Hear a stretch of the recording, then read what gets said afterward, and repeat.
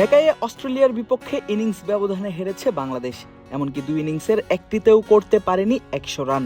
এমন পারফরমেন্সের পরও বাংলাদেশকে সমীহ করছে সবাই। সেটার সবচেয়ে বড় কারণ ডারউইনে 11 সেশনের সবকটিতে জিতে অস্ট্রেলিয়াকে ঘুরিয়ে দিয়েছেন নাজমুল হোসেন শান্তরা। ডারউইনে ঐতিহাসিক জয়ের পর তাই প্রতিপক্ষরাও একটু ভাবতে শুরু করেছে টাইগারদের নিয়ে। অস্ট্রেলিয়া সফর শেষে টেস্টে বাংলাদেশের পরবর্তী গন্তব্য সাউথ আফ্রিকা। আগামী নভেম্বরে 2 টেস্টের সঙ্গে 3টি করে ওয়ানডে ও টি-20 খেলবে বাংলাদেশ। আর সাউথ আফ্রিকার পেস সহায়ক কন্ডিশনে স্বাগতিকদের চ্যালেঞ্জ ছুড়ে দিতে পারেন নাহিদ রানা, তাসকিন আহমেদ, হাসান মাহমুদ, ইবাদত হোসেন, শরীফুল ইসলামরা। উইকেটে বাড়তি সুবিধা থাকলে বাংলাদেশের পেসাররা কতটা ভয়ঙ্কর হতে পারে সেটা ইতোমধ্যেই দেখা গিয়েছে অস্ট্রেলিয়ায়। 5+ স্টার রেটিং প্রাপ্ত দেশের সর্বোচ্চ বিদ্যুৎ সাশ্রয়ী ওয়ালটন এসি। স্মার্ট কমফোর্ট এখন নেক্সট লেভেলে।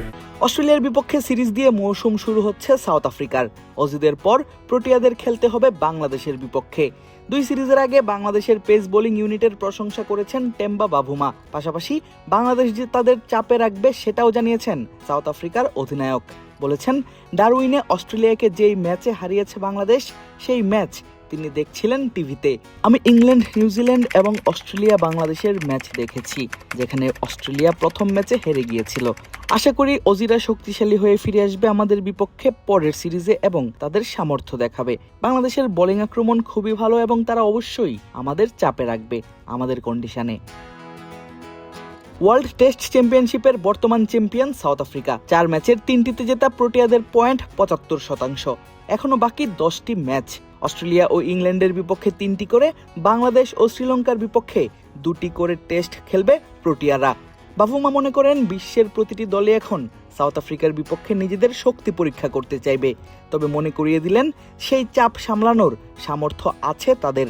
যদি এভাবে বলতে হয় তাহলে বলবো, আমাদের উপর এখন বাড়তি একটা নজর থাকবে সবার। যে দলগুলো এখন সাউথ আফ্রিকার বিপক্ষে খেলতে নামবে, তারা 1 নম্বর দলের বিপক্ষে নিজেদের সামর্থ্য যাচাই করতে চাইবে। যদি চাপ থাকে, সেটা মোকাবেলা করা ও সামলে নেওয়ার সামর্থ্য আমাদের আছে। অবশ্য অস্ট্রেলিয়া সিরিজের পর বাংলাদেশকে কঠিন প্রতিপক্ষ হিসেবেই দেখছে সাউথ আফ্রিকা। বিশেষ করে দেশটির ক্রিকেট ইতিহাসের অন্যতম সেরা ব্যাটার এবি ডিভিলিয়ার্স নিজের এক ইউটিউব ভিডিওতে বলেছিলেন, সাউথ আফ্রিকা দুনিয়ার অন্যতম সেরা কঠিন জায়গা হলেও বাংলাদেশ প্রতিদ্বন্দ্বিতাপূর্ণ লড়াই করবে বলে বিশ্বাস করেন তিনি।